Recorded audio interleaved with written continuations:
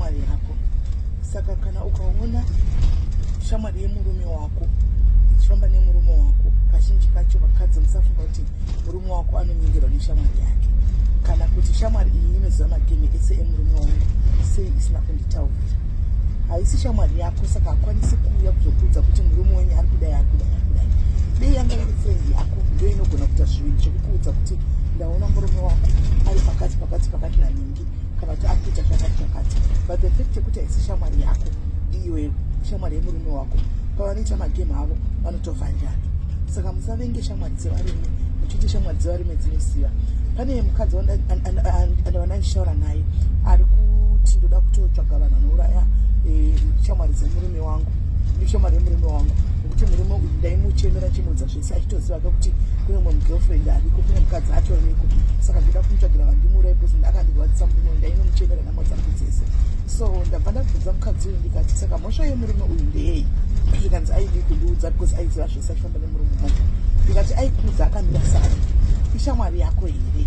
Kodi aikuudza mangwana murume wako ozoi aitouya wachiti uda nemukadzi wangu waimudza zvinhu zvakadai sei? Iwe unokwanisa kuziva neshamwari yako kwete shamwari yemurume wako. Saka ndatoona kuti it's a very important discussion yekuti tinogona kuita pano, kuti sei mugare makazviziva kuti shamwari yemurume wako haisi shamwari yako.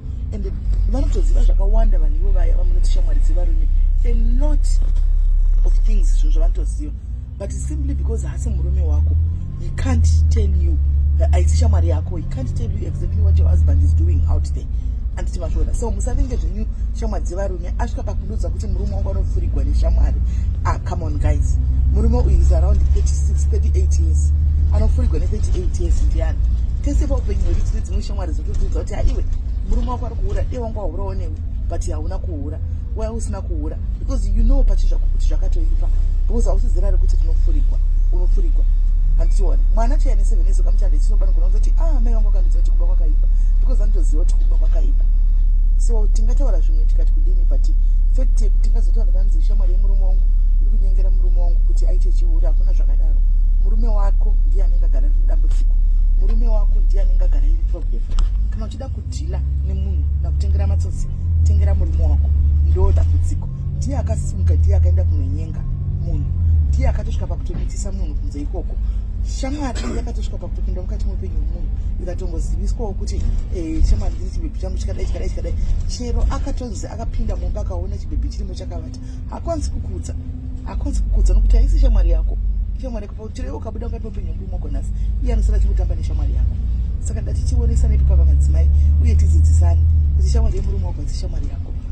Zvakafanana newo mukadzi, kana une shamwari yako ukuchita gemu, vakadzi zvinozorikwa tine makuhwe edu tinozonotaurawo hedu.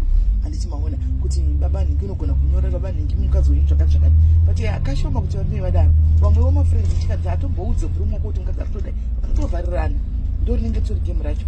Saka ndatichingobatsirana ipapa pamadzimai, madambudziko problem murume wako ndiye anenge ari problem. Varume vedu ndo problem hombe, kwete mashamwari. Mashamwari anotongoyoona zviripo. As much as mungwani kachichotaura naye kuti shamwari patatu apari kubhaidza usadaro, but nenyaya yekuti uyu wako uyu ndiye munhu asingazvinzwa, ndiye munhu anoda mafaro, haasi akazviteerera, hazvitombodi kana kuzviwa.